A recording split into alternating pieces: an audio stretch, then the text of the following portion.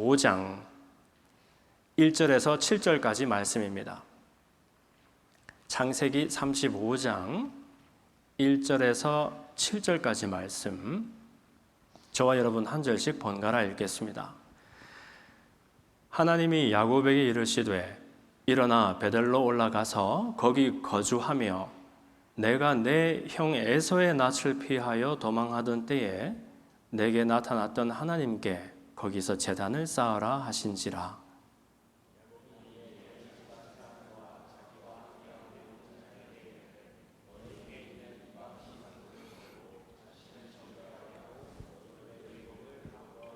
우리가 일어나 베델로 올라가자.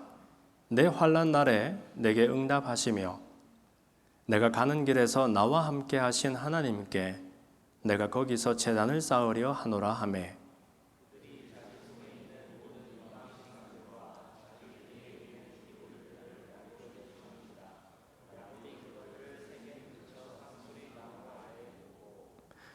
그들이 떠났으나 하나님이 그 사면 고울들로 크게 두려워하게 하셨으므로 야곱의 아들들을 추격하는 자가 없었더라.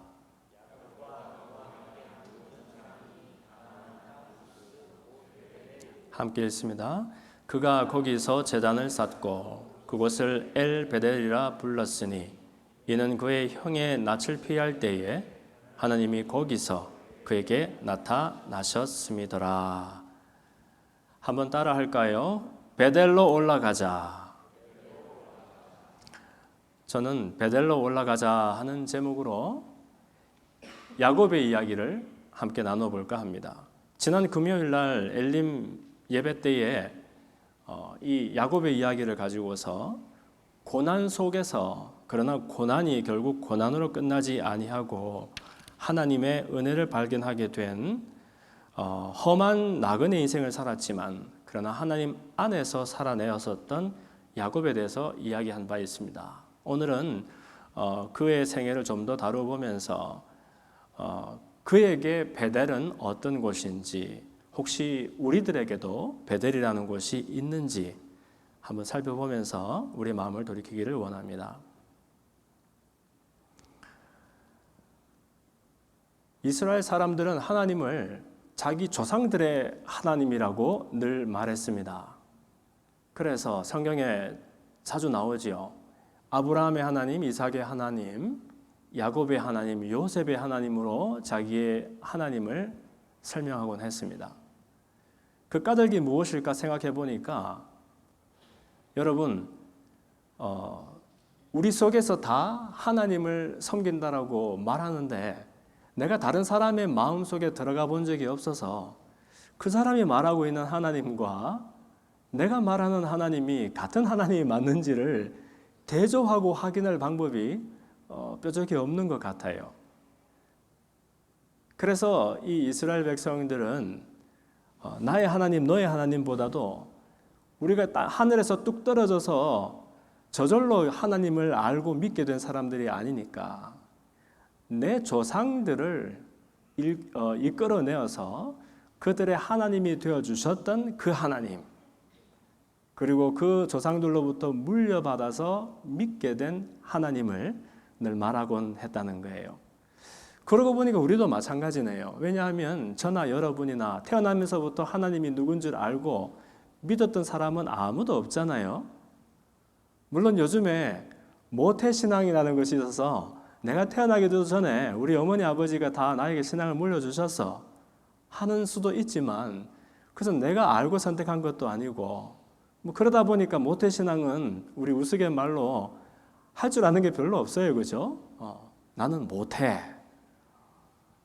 그러면서 그러다 보니까 성경에 신약성경 나오는 것처럼 구름같이 허다한 예수의 증인들이 있으니 인내로서 모든 경주들을 힘써 싸워 승리하여라 라는 그런 권면의 말씀이 있어요.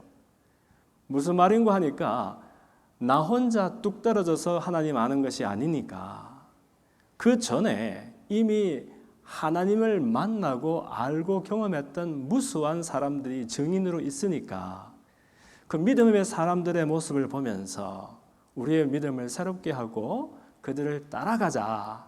그들과 함께 인내로 믿음의 경주를 달리자 하는 그런 말을 하는 것 같습니다. 그러죠. 나 혼자 생각해보면 하나님이 잘 안 믿겨져요. 성경에 나오는 기적보다 더 기적은 그게 믿어지는 게 더 기적인 것 같아. 그런데 그런 중에 혹은 세상을 쳐다보면 요즘처럼 풍요와 물질 만능주의 속에 살아가고 있지만 인간성의 어떤 몰락을 경험하고 있는 이런 시절에 모든 사람이 절망을 경험하잖아요. 그럴 때 하나님은 대체 어디 계시는 것인지 우리의 믿음이 흔들리고 괴로울 때 그러나 구름같이 허다한 예수님의 증인들의 모습을 보면서 오늘날에도 이미 예수 믿는 사람들이 많지만 지난 수천 년 동안 그렇죠. 예수님을 2000여 년간 섬겼었던 그분의 교회나 오히려 그보다도 훨씬 긴 시간 동안 야훼 하나님을 섬겼던 사람들을 생각하면서 우리가 믿음을 새롭게 할 수 있는 것 같습니다. 어쨌든 그래서 이 이스라엘 사람들이 아브라함의 하나님, 이삭의 하나님, 또 야곱의 하나님을 얘기할 때 그 야곱, 대체 이 사람은 어떤 사람이었을까? 참 재미있는 것은 여러분, 이 사람들이 하나님을 알고 하나님을 찾았던 사람들이 아니고 하나님이 이 사람들을 일방적으로 너는 내 사람이야. 너희 가족은 내 가족이고 너의 민족은 내 민족이야 라고 선택해서 하나님의 뜻을 이루어 주신 거 있지요. 사실 아브라함이라는 사람도 원래 팔레스타인 땅에 살고 있던 사람이 아니었고 오늘날로 치면 이라크나 이란과 같은 메소포타미아 지역에 있는 그 갈대아 우르 출신이지 않습니까? 그 사람의 집안도 사실은 하나님을 모르고 그 땅에 있던 이 우상의 그 조각을 만들어서 팔던 사람들이었거든요. 그러니까 하나님이 어떤 잘난 사람, 잘난 민족, 특별한 나라를 선택해서 축복을 주신 것이 아니라 그분의 방법이신 거예요. 누군가 한 사람을 선택하고 누군가 한 민족을 들어서 그러나 결국에는 열방을 향하여 모든 민족을 향하여 하나님의 사랑을 전해주시고자 하시는 것이 그분의 솜씨와 계획이었다는 것이지요. 그래서 그것을 어떻게 알 수 있느냐? 사실 아브라함도 이삭도 야곱도 한참 동안이나 하나님의 축복하고는 별로 상관이 없는 그런 삶을 살았던 것을 우리가 볼 수 있어요. 원래 야곱은 태어날 때부터 약속을 받고 태어난 사람이었거든요. 이 사람이 자기 엄마 뱃속에 있을 때 그 어머니 리브가가 태중에 쌍둥이를 배웠는데 쌍둥이가 둘이서 자꾸 다투는지 이렇게 태동을 하더라는 거예요. 하나님 어쩐 일입니까? 하니까 하나님이 너 뱃속에서 두 민족이 다툰다.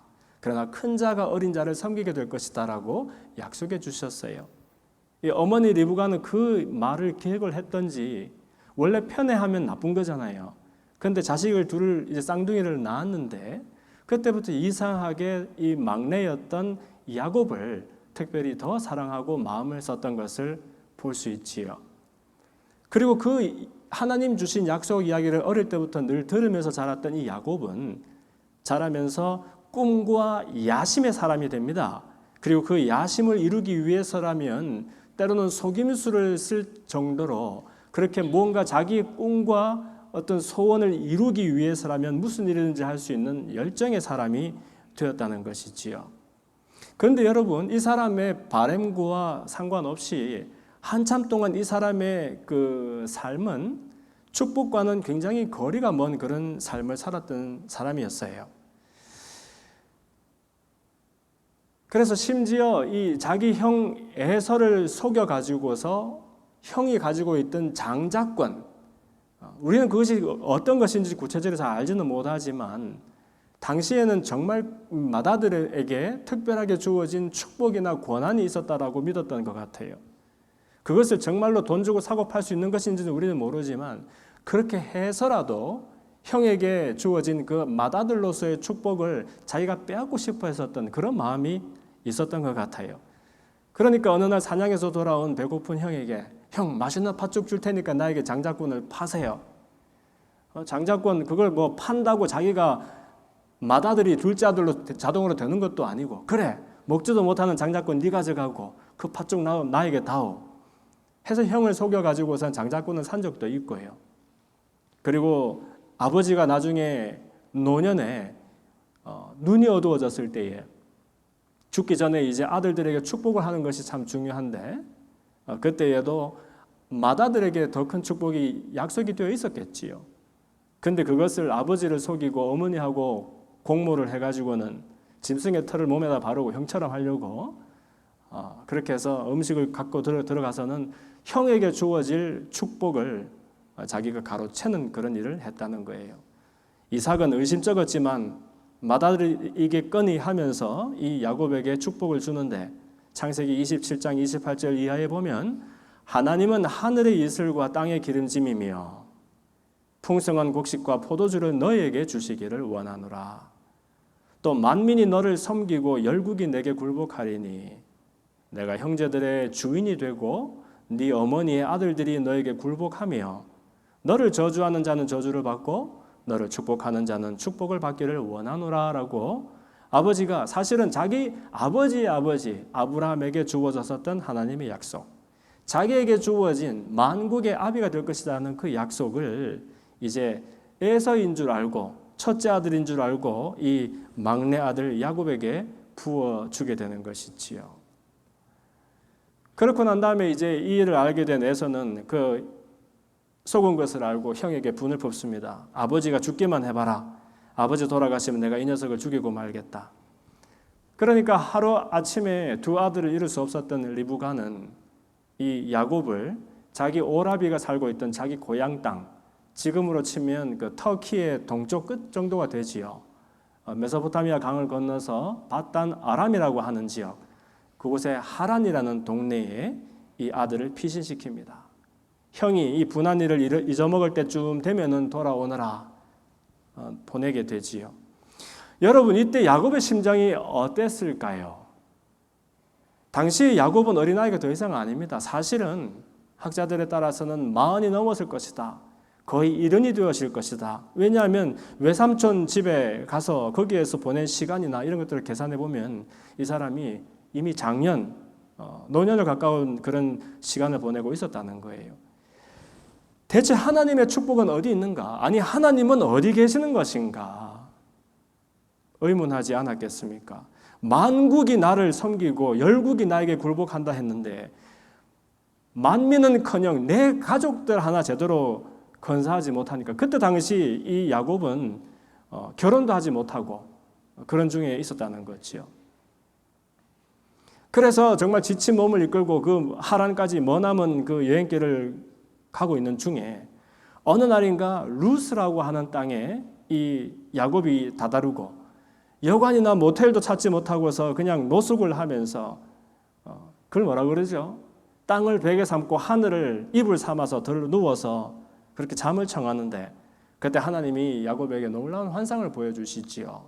그 환상 속에 긴 사다리가 나오는데 이 사다리가 땅에서부터 하늘까지 닿아 있더라고 합니다. 그리고 그 사다리를 천사가 오르락내리락 하는데 이때 하나님의 음성이 들리게 되는 것이지요. 그러면서 나는 여호와니 너의 조부 아브라함의 하나님이요 이삭의 하나님이라. 네가 누워있는 그 땅을 내가 너와 내 자손에게 주리니 내 자손이 땅의 티끌같이 되어서 네가 서쪽과 동쪽과 북쪽과 남쪽으로 퍼져나갈 것이며 땅의 모든 족속이 너와 내 자손으로 말미암아서 복을 받을 것이다 라고 약속을 해주시는 겁니다. 제가 야곱 같았으면 화를 버럭 냈겠어요.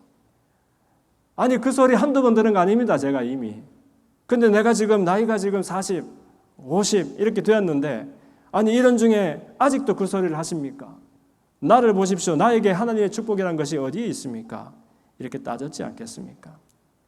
그러나 여러분, 그때 잠에서 깨어서 보니까 정말 칠흑같이 어두운 이게 광야에서 이제 볼 것은 하나도 없고 위를 쳐다보니까 하늘에 쏟아질 것 같은 그런 별들을 바라보지 않았겠습니까? 그러면서 야훼 하나님이 참으로 그가 하나님이 계시는 것과 그와 함께 하시는 것을 몰라서 그렇지 이 하나님은 늘 나와 함께 하셨던 분이시구나 하는 것을 비로소 깨닫게 되었다는 거예요. 하나님이 이렇게 약속하시거든요. 내가 너와 함께 있어서 네가 어디로 가든지 너를 지키며 너를 이끌어서 이 땅으로 돌아오게 하겠다라고 말씀하시는 것입니다. 그래서 야곱이 잠에 깨어서 여호와께서 정말로 여기 계시는구나, 그러나 그것을 내가 알지 못하였구나 하면서 자기가 베개로 베었던 그 돌을 세우고 기둥을 쌓고 그 위에 기름을 붓고 이름을 부르기를 이곳은 더 이상 루스가 아니라 베델이다라고 이름했다고 해요. 베델이라는 것은 벳 그러면은 집입니다. 베들레헴 그러면은 떡집이 되는 거고요. 벳엘 그러면 하나님의 집이다 하는 것이지요. 저는 여러분 그 아시아에 있으면서 특히 산쪽 마을을 방문하면은 주위에 불빛이 하나도 없는 곳이기 때문에 차도 못 들어가는 곳이기 때문에 밤에 자려고 누울 때마다 그냥 별이 쏟아질 것 같다는 그 표현이 뭔지를 제가 몇 번이나 경험한 적이 있어요. 정말 별이 얼마나 아름다운지. 그리고 8년 전인지 가족들이 저희들 이 서쪽 미주의 서쪽 반을 로드 출입을 한 적이 있는데 그때 아이들을 데리고 이제 그랜드 캐니언을 방문한 적이 있었어요. 그런데 그랜드 캐니언을 방문할 때 저희들 기대는 그랜드 캐니언 내셔널 파크 있잖아요. 거기에서 우리가 이제 여행 중에 처음으로 이제 텐트를 치고 잠을 한번 자보겠다고 막 설레어 있었었지요. 야, 우리가 말로만 듣던 그랜드 캐니언 내셔널 파크에서 야영을 하는구나, 얘들아. 근데 도착해 보니까 너무 실망스러운 것이 그때 아니 그 파크이 그냥 예약이 꽉 차가지고 우리를 받아들일 수가 없게 된 거예요. 아이들도 너무 실망을 하고 저도 이름만 들어봤던 그 그랜드 캐니언 야영장에 들어가지도 못하고 너무 섭섭했던 거 있죠. 그러다가 거기 관리인이 얘기하는 것이 내셔널 파크만 있는 것이 아니라 내셔널 포레스트도 있다는 거예요. 내셔널 포레스트라는 것은 이 투숙객들을 위한 시설, 그것이 캐빈이 되었던 화장실이 되었던 샤워장이 되었던 그런 것은 하나도 없지만 있는 그대로의 포레스트지만 그 당신이 원하면 거기 가서 텐트 가져왔다고 하니까 치고서 자면 된다는 거예요. 화장실도 없고 식수도 없고 아무것도 없는 곳. 그러나 가서 쉴 수 있다는 거예요. 그래서 제가 이제 물어서 거기에 들어갔더니 정말 아무것도 없는 숲속인 거 있지요. 거기에서 해 빠지기 전에 서둘러서 이제 컴컴하면 안 되니까 아들과 막 텐트를 치우고 라면을 하나 끓여 먹고 그렇게 해가지고 이제 막 빨리 이제 우리 어서 자자 하면서 예배를 드리고 막 또 찬양을 부르고 하다가 이제 잠자리에 들자 하는데 잠자리 들기 전에 다 화장실 한 번씩 다녀와 했더니 화장실도 없지만 주변에 어쨌든 아이들이 나가더니 아파 막 부르는 거예요. 저는 무슨 뱀이라도 만났는 줄 알았어요. 곰을 만났나? 나가봤더니 난리가 난 거예요. 깜깜한 밤하늘에 점점이 별을 박아놓은 것이 아니라 환한 밤하늘에 거뭇거뭇한 점들을 묻혀놓은 것 같은 거 있죠. 이해하시죠? 별이 많은 정도가 아니라 온 하늘을 덮고 있는 거예요. 은하수도 보이고요. 막 이렇게 정말 무슨 그 강물이 흘러가는 것처럼 밀키웨이 그게 보이고 별이 얼마나 많은지 그때서 깨달았어요. 우와, 저 별들이 원래 저렇게 많이 있었던 것이었구나. 그렇죠? 그날 밤에만 별을 띄워놓은 게 아니잖아요. 원래 있었는데 우리 주변에 빛이 너무너무 밝아서 그 별을 못 본 것뿐이었구나 하는 것을 깨닫게 되었지요. 주위에 아무 불빛이 없으니까 집에 빛도 없고 차량 빛도 없고 아무 빛이 없으니까 원래부터 있어 왔던 그 별들이 반짝반짝반짝하면서 빛을 내고 있는 것이었어요. 또 그날 밤에 그 내셔널 포레스트 안에서 소리가 낮에는 전혀 들리지 않던, 그러나 낮에도 있었던 소리들이지만 너무 많은 소리가 있어서 들리지 않던 숲속의 진짜 소리들이 들리기 시작하는 거예요. 풀벌레 소리며 무슨 물이 흐르는 소리며 온갖 소리. 세상에 그 숲속의 밤이 그렇게 시끄럽고 요란하고 많은 소리가 있는지 저는 처음 깨달은 거 있죠. 여러분, 이처럼 우리가 하나님을 인지하지 못하고 그분 곁을 떠나는 수는 있었을지언정 하나님이 우리 곁을 떠나신 적은 한 번도 없었고 그분은 졸지도 주무시지도 아니하시고 늘 불꽃과 같은 눈동자로 우리를 지켜 보호하시는 분이시라는 거예요. 야곱이 이것을 깨달았거든요. 정말로 야훼께서는 늘 여기 계셨구나. 그러나 내가 알지 못하였도다. 그곳의 이름을 벳엘이다. 사실 그 땅만 벳엘이었겠습니까? 하나님이 나와 함께 하시는구나 하는 것을 우리가 알고 인정하는 곳마다 사실은 우리 삶의 벳엘이 되는 것이었을 것이에요. 그러면서 이 야곱이 서원을 하지요. 하나님이 나와 함께 계셔서 내가 가는 이 길에서 나를 지키시고 먹을 떡과 입을 옷을 주시고 내가 평안히 아버지 집으로 돌아가게 하시면 여호와께서 나의 하나님이 되실 것이요 내가 기둥으로 세운 이 돌이 하나님의 집이 될 것입니다. 하나님께서 내게 주신 모든 것에서 10분의 1을 내가 반드시 하나님께 드리겠습니다 라고 서원하고 맹세했다라는 것입니다. 여기서 말하는 것이 10분의 1이라는 것이 우리가 말하는 11조, 그래서 꼭 재물뿐만이 아니라 사실은 이 야곱은 자기 인생의 10분의 1, 아니시 인생의 전부를 그 소유가 하나님께 있는 것입니다 라고 고백하는 그런 서원을 했던 것 같습니다. 그런데 여러분, 이렇게 했으면 이제 야곱이 하나님 약속하신 그 축복들을 다 받고 완전히 놀라운 인생의 변화가 있어야 되는데 그래도 아무 일도 안 일어난 거 있죠. 한참 동안 외삼촌 라반의 집에 가가지고 조카이지만 그 집에서 머슴처럼 20년을 일을 하게 됩니다. 7년은 자기 아내 라헬을 위해서, 다른 7년은 사실은 그 동생을 먼저 시집 보내는 법이 없다 하는 바람에 그 언니 레아를 위해서, 그리고 다른 6년은 삼촌의 재산을 이렇게 불려주기 위해서 그 집을 위해서 열심히 일을 했다는 것이죠. 그 결국에는 나머지 6년 동안에 열심히 일을 해서 큰 재산을 이룹니다. 그리고 짐승도 많고 또 큰 가족을 이루게 되었는데, 그러나 그럼에도 불구하고 결국 외삼촌에게서 또 도망치는 신세가 되고 맙니다. 야곱이 머리가 좋고 꾀가 많아서 이 사람 하는 일들마다 잘 되고 재산이 부풀어지니까 외삼촌 라반의 아들들이 시기하고 질투하면서 위협을 가했던 것이죠. 그래서 할 수 없이 야곱은 결국엔 외삼촌을 떠나고 다시 돌아올 곳이 어디 있습니까? 고향뿐이 없지요. 형 에서를 생각하면 두려워서 갈 수도 없었지만 갈 곳이 그곳밖에 없는 거예요. 그래서 드디어 형 에서를 만나기 목전에서 야복이라고 하는 그 강가에서 그의 모든 처자와 또 식솔들과 가축들을 앞서 보내고 자기만 홀로 강 이편에 남아서 밤새도록 기도하며 천사와 씨름했다라고 합니다. 이때 유명한 그 하나님 보내신 천사, 그리고 알고 보니까 결국은 그분은 하나님이셨다라고 야곱은 고백을 하지요. 그래서 밤새도록 그 하나님의 사람과 더불어서 씨름할 때 그 하나님의 사람이 이기지를 못하고 야곱의 환도뼈를 치고, 그래서 너는 이제 더 이상 야곱이 아니다. 네 이름을 이스라엘이라고 해라. 왜냐하면 너는 하나님과 사람으로 더불어서 겨루어 이긴 사람이 되기 때문이다 라고 말했고, 야곱은 그곳 이름을 브니엘이다.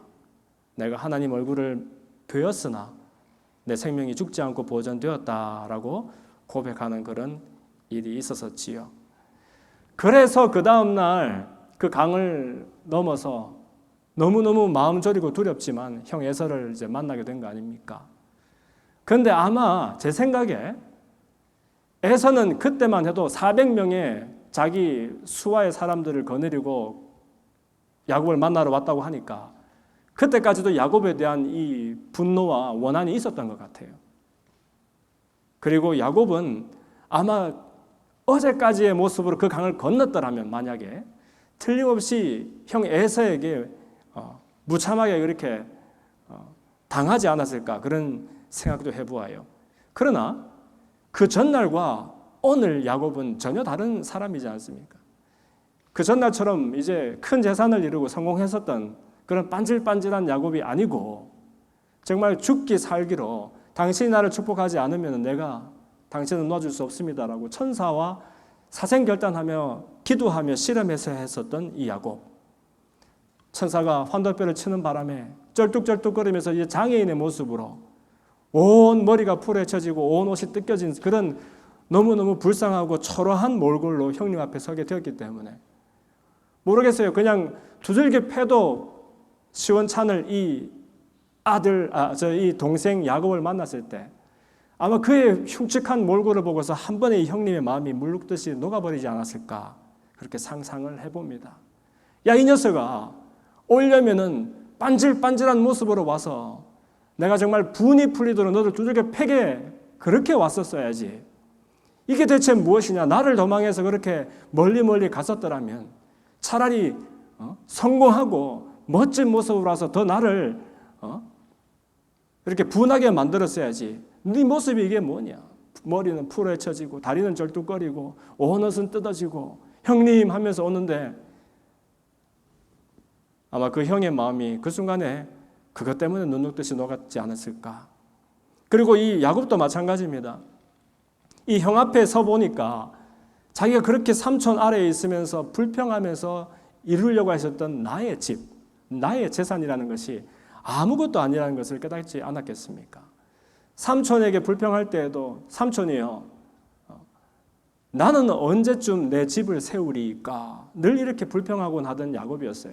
자기가 나이는 많은데 아직까지 자기 몸 하나 제대로 세우지 못했던 그 사람이 하나님은 만국이 자기를 우러러보는 사람으로 만들어주신다 하셨는데 너무너무 한심했지 않겠습니까? 그래서 큰 재산도 이를 악물고 이루고 세웠고 이제 집안을 이루고 세웠는데 그러나 형님 앞에서 맞아 죽을 생각을 하니까 그 재산도 필요도 없고 아무 소용이 없는 것을 깨닫게 되었지요. 그래서 형님에게 뇌물처럼 형님은 안 받는다 되었다 하는데도 기어코 형 이거라도 받아 주어야 내 마음이 풀리겠습니다 하면서 형에게 자기 재산을 크게 잘라서 내어드리고 그러면서 이제 비록 불쌍한 몰골은 되었지만 그러나 그의 마음이 더 편했는지도 모르겠다는 것이지요. 그러나 여러분 그것으로도 야곱은 그의 고향으로도 혹은 베델로도 돌아가지 않고 돌아갈 수 없었습니다. 그가 돌아간 곳은 세겜이라 불리는 땅이었습니다. 왜냐하면 형님을 따라가려고 하니까 아직까지도 형님이 무섭고 또 베델이라는 그 장소의 기억은 남아있지만 그러나 삼촌 집에서 외삼촌 집에서 20년 고생하면서 너무너무 그냥 고생을 해서 그랬는지 그때 하나님께 했던 맹세도 잊어버리고 늘 자기와 함께 하셨던 하나님에 대한 기억도 사라지고 그런 야곱이 되고 말았지요. 그래서 세겜에 가가지고 거기서 한번 기틀을 잡아보려고 땅도 사고 이제 기업을 일으키는데 거기에서도 예기치 않은 불행한 사건이 생기고 맙니다. 야곱에게는 도합 12아들이 있고 한 외동딸이 있었지요. 근데 이 외동딸 디나가 세겜 마을 여자들은 어떻게 사는가 구경하러 갔다가 요즘 말로 하면 쇼핑을 하러 간 거겠지요. 거기 갔다가 이제 세겜 추장에게 겁탈을 당하고 맙니다.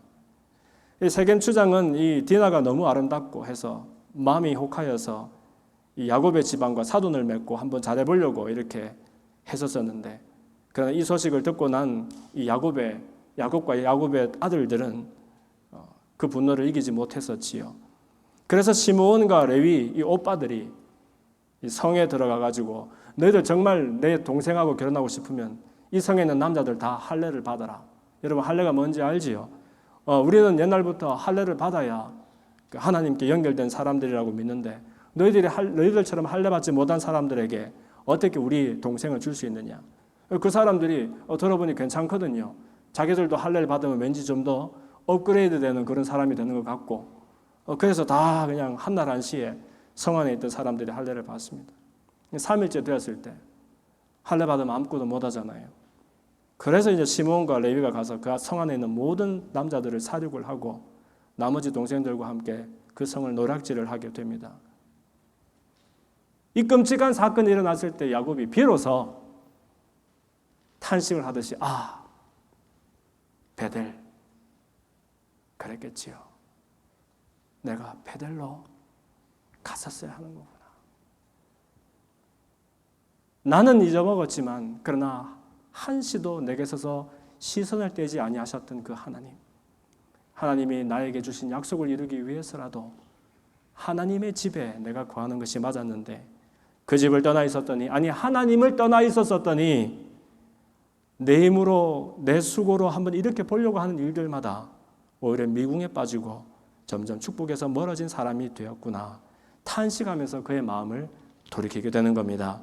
그래서 오늘 본문 말씀에 보면은 야곱이 이제 하나님이 먼저 야곱에게 상기하시지요. 일어나서 베델로 올라가서 거기 거주하며 내가 내 형에게서 형 에서의 낯을 피하여 도망하던 그때에 너에게 나타났던 하나님께 제단을 쌓아라라고 말씀해 주세요. 그러니까 따라합시다. 야곱이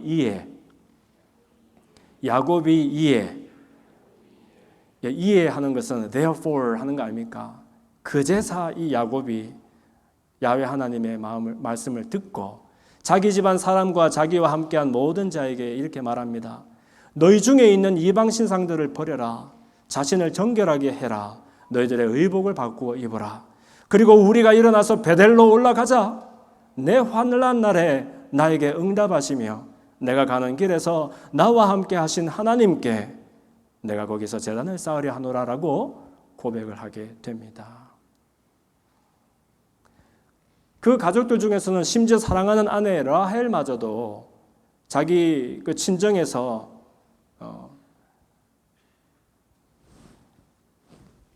그 라반이 가지고 있던 드라빔이라 하죠. 그 우상 조각을 훔쳐올 정도로 여전히 하나님께 속하지 않은 그런 사람들이 있었을 것이라는 겁니다. 그래서 그런 우상을 섬기는 것들을 내려놓고 스스로를 정결하게 하고 우리의 의복을 받고 입고서 이제 이 땅이 아니다. 우리 이 땅을 버리고 베델로 올라가자 하는 거예요. 그러니까 그들이 자기 손에 있는 모든 이방 신상들과 자기 귀에 있는 귀고리들을 다 야곱에게 내어놓습니다. 이것은 이전에 자기들이 너무너무 중요하다고 소중하다고 생각하던 모든 것들을 내어놓은 것입니다. 그리고 그것을 받아다가 야곱은 그것들을 세겜 근처 상수리 나무 아래에 묻습니다. 이제 우리는 이런 것 필요도 없고 소용도 없고 관련이 없다. 이제는 우리의 소유를 다 부인하고 우리가 추구하던 모든 것들을 내려놓고 하나님이 계시는 그 집 베델로 올라가자라고 도전하고 있는 것이죠. 그때 그들이 떠났을 때 사실은 이 사람들은 이제 세겜과 전쟁을 쳐야 되는 그런 상황 아닙니까? 세겜에 있는 특히 세겜 추장에 있던 성의 모든 남자들을 사륙을 하는 끔찍한 일을 저질렀으니까 이 전쟁이 나고도 남음이 있는 그런 상황인데 그러나 그들이 모든 것을 버리고 길을 떠나가는 거예요. 세상에서 가장 무서운 사람이 누굽니까? 너 죽고 나 죽고 하자는 사람 아닙니까? 쉽게 말해서 잃을 것이 없는 사람들이 가장 무서운 사람들입니다. 이 야곱의 집안이 바로 그렇습니다. 큰 부를 이루어서 하란 땅에서 이 팔레스타인까지 넘어왔던 이 사람들, 세겜에서도 좋은 땅을 돈 주고 사서 거기서 유력한 이제 가문이 되었던 이 야곱의 집안들이 더더군다나 세겜 추장의 일가를 몰살하고 그 성에 있는 남자들 다 죽이는 그런 힘 있는 영향력이 있는 이 집안이었는데 어느 날 갑자기 이 사람들이 모든 소유를 상수리 나무 아래에 묻고 빈손으로 떠나가게 되었다는 거예요. 그래서 하나님이 그 사면 고울들로 이 야곱의 집안을 크게 두려워하게 하셨으므로 야곱의 아들들을 추적하는 자가 없었다라고 기록하고 있습니다.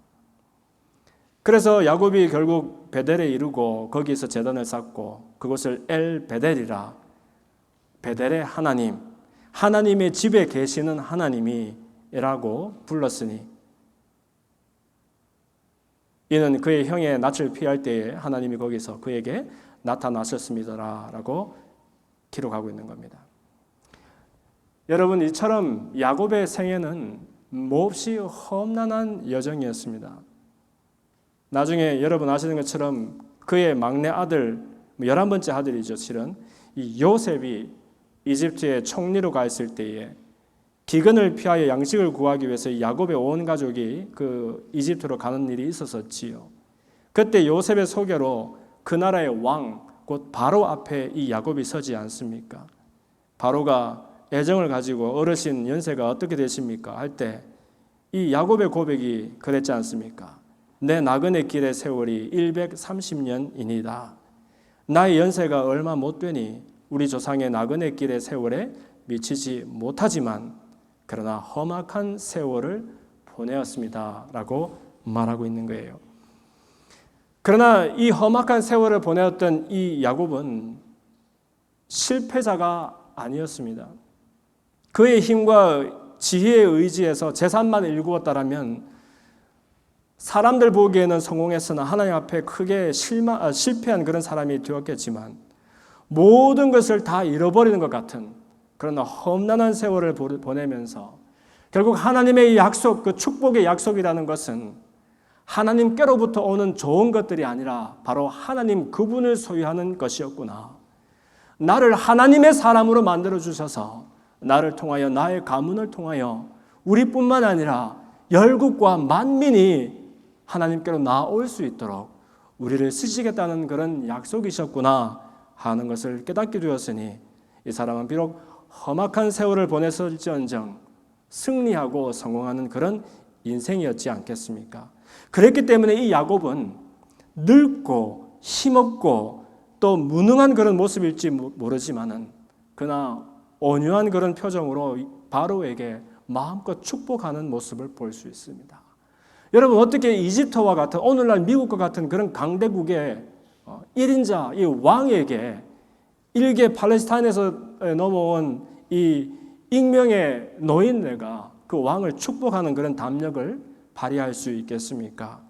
그것은 인생을 다 살아보니까 실패하고 보니까 고난을 겪고 보니까 내가 중요하다고 움켜쥐던 그 모든 것들을 내려놓고 보니까 우리 생애에는 하나님 한 분 외에는 소중한 것이 없었습니다라는 깨달음을 얻던 사람. 그리고 우리는 아무리 영화로운 자리에 내가 있더라도 하나님을 떠나면 그것은 내 자리가 아니에요. 아무것도 없는 그 광야에서 하늘을 이불로 땅을 베개 삼고 누울지라도 하나님이 나와 함께 하시면 그리고 내가 함께 하시는 그 하나님을 인정하고 의지한다면 나는 하나님의 집에 거하는 사람이 된다라는 확신이 있었기 때문에 이 초라한 만년의 늙은 야곱이었지만 그러나 세상에서 가장 권위 있는 권세자 이 바로에게 마음껏 축복하고 그 앞에서 나올 수 있었다라고 성경은 기록하고 있습니다. 우리에게도 베델이 있지 않습니까, 여러분? 여러분의 기억 속에 하나님을 처음 만났던 그곳. 우리도 내가 잘 되는 것이 중요했고 그것이 전부였던 그런 생애를 살았던 사람이었는데 그러나 알고 보니 하나님은 나에게서 시선을 거두신 적이 없었고 늘 나를 그분의 장중에 품어주셨던 그 기억들 그리고 그것을 발견하고서 나의 생애를 나의 모든 것을 하나님께 드리겠다라고 고백했던 그 기억들 그 베델이 우리에게도 있지 않느냐는 것입니다. 하나님은 늘 우리 곁에 계시지만 우리는 때로는 비로소 캄캄한 어둠이 되어야 그분을 볼 수 있게 되는 것 같습니다. 밤하늘의 별이 늘 함께 늘 있었지만 사방이 어두워져야 그 별을 보게 되는 것과 같습니다. 그렇다면 고난이라는 것은 우리에게 그 고난이 있어도 결국은 넘어서서 승리해야 되는 그런 경험들이 아니라 그 고난이 없다면 하나님을 제대로 바라볼 수 없고 경험할 수 없는 우리들에게 또 다른 모양으로 주어주는 축복이 아닐까 생각할 수 있는 것입니다. 두려움을 버리고 온몸에 힘을 빼고 험악한 세월을 보내었으나 바로를 마음껏 축복할 수 있었던 그런 지혜로운 야곱과 같이 우리가 마음껏 연약해져야만이 바라볼 수 있는 하나님, 마음껏 연약해져야만이 돌아갈 수 있는 우리들의 베델로 하나님의 집으로 돌아가는 우리가 되었으면 좋겠습니다. 기도합시다. 살아계신 아버지 하나님, 우리들에게도 베델이 있었던 것 같습니다. 우리의 모자라고 연약함에도 불구하고 우리는 주님을 잊어버렸고 몰라라 했지만 한시도 빠짐없이 우리를 주목하시며 지켜주셨던 그 하나님, 캄캄할 때에 사방이 어두울 때에 비로소 기억해내셨던 하나님의 사랑, 그런 베델의 자리가 우리들에게도 있었음을 봅니다. 기도하는 것은 우리에게 지혜로운 마음을 주셔서 내가 원하는 하나님께로부터 오는 것들에 허다한 마음을 뺏기지 아니하고 하나님 한 분으로 만족하며 하나님이 내 삶의 모든 것이 되시는 그러한 삶, 하나님이 주인 되시는 그러한 삶, 하나님의 집에 내가 날마다 거하는 그런 야곱과도 같은 삶으로 나아갈 수 있도록 우리를 격려하시고 인도하여 주시옵소서. 예수님 이름으로 감사하며 기도하옵나이다. 아멘.